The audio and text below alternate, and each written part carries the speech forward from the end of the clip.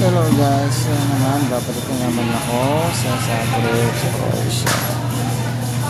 Ito na ako, pasakay na ako guys. Yan ang haba ng pila. Daming tao. Tanaw-tanaw muna guys bago umalis. Nakakalungkot, iwan na naman ang Pinas. See you next year na naman guys.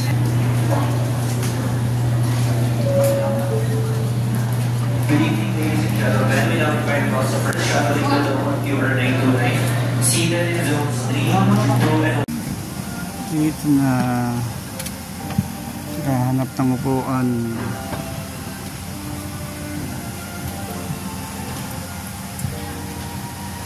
Yun guys, nakaupo na rin ako sa wakas. Nakaupo na ako guys.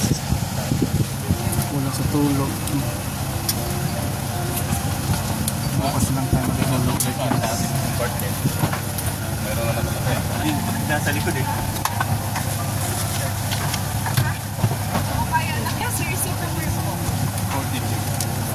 Anong yung pagkalagyan mo? Yan, nag-ayos sila guys.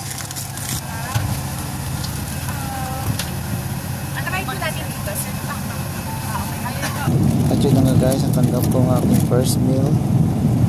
At pagkatapos yan, ang pahinga na po ako. Guys, nakababa na ako ng Qatar. Dito na ako sa airport ng Qatar. Yan na. Maghahantay na naman ako ng 4 na oras. Yung panibagong flight ko naman papuntang Zagreb, Croatia.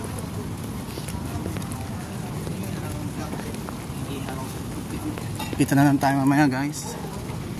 See you later guys. It's too big.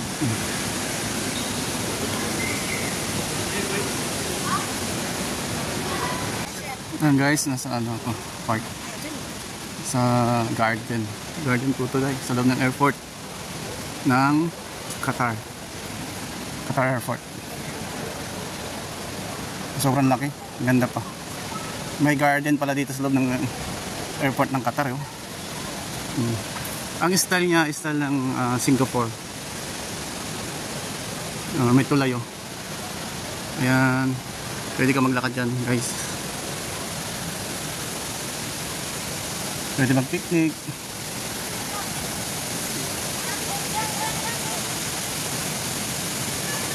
Laki talagang pinaggastosan itong airport ng Qatar.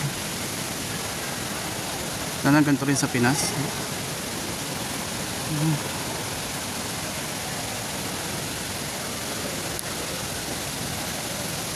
Ganda yung airport ng Qatar.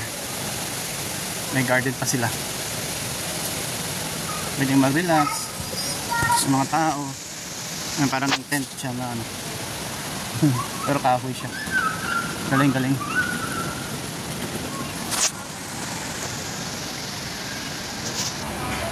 Bye guys, see you for now. Bye. At yun na nga guys, nakasakay na ako ng pangalawang eroplano, connecting flight papuntang Zagreb. Sa 4 na oras kong pagkakita.